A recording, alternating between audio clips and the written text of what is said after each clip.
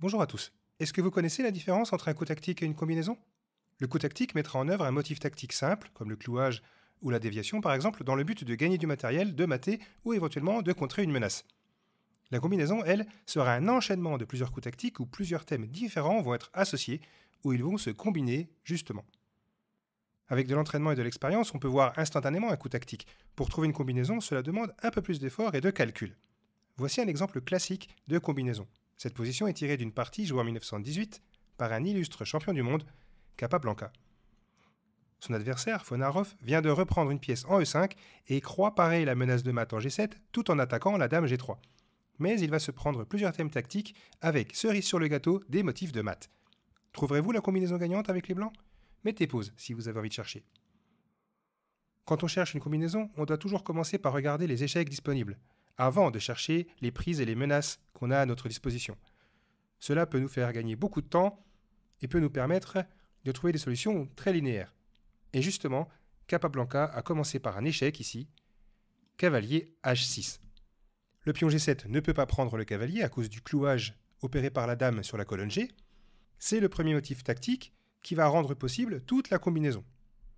Roi H8 est forcé par conséquent, et maintenant, les blancs ont deux échecs disponibles, dame prend G7 qui a l'air absurde, et cavalier prend F7. Mais les noirs peuvent prendre de la dame, ce qui rend impossible dame prend E5, parce qu'il y aurait dame prend F2 échec, et ce sont les noirs qui vont gagner par un mat du couloir. Après roi H8, il faut donc chercher quelles sont les prises disponibles. Dame prend G7 est absurde, mais dame prend E5 doit être pris en considération. Ça semble à première vue donner la dame, mais en visualisant cette position déjà quelques coups auparavant sans doute, Capablanca a vu que les pions du roc étaient toujours alignés. Cette configuration de pions doit nous faire envisager les possibilités de mat du couloir. Vous allez me dire que la case d'entrée de la tour, la case D8, est surveillée par la dame et par la tour. Donc le mat du couloir est vraiment impossible. Mais justement, si on prend en E5, on va déjà commencer par dévier la dame. Il ne reste plus ensuite qu'à vérifier si on peut dévier la tour également de la protection de la case D8. Et on peut. Capablanca s'est donc lancé dans dame prend E5.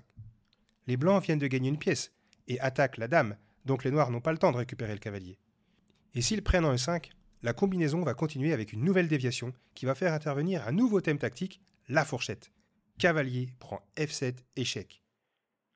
C'est le troisième thème tactique qui entre en scène après le clouage et la déviation. Les blancs vont récupérer la dame et rester avec une pièce et deux pions de plus, parce que roi G8 est forcé. En effet, si la tour prend le cavalier, on a obtenu ce qu'on voulait.